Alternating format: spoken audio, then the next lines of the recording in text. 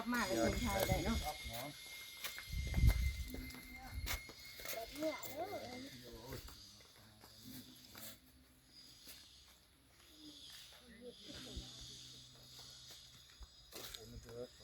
ย่างลูกย่าง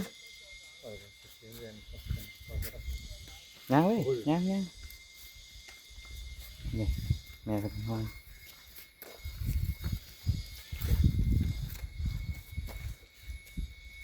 ม้วนว่าน้ำส้ม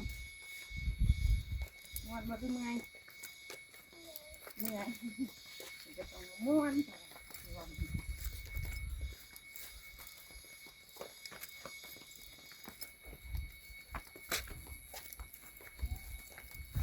เนี่ยเป็นไปเลยวันนี้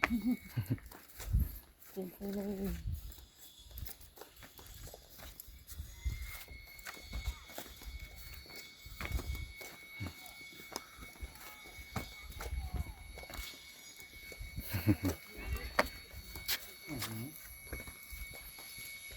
ย่างลูกย่าง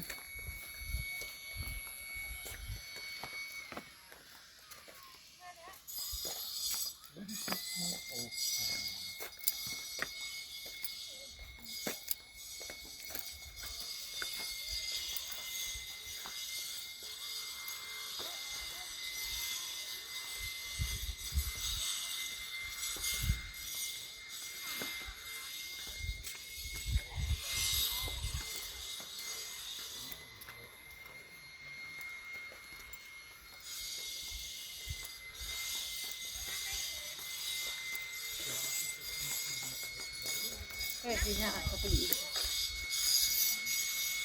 ย่างไปบ่ ได้ที่หน้าคนนี้ก็บ้านคิดจุ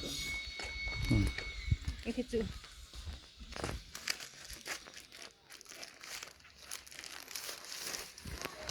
ถ่ายดู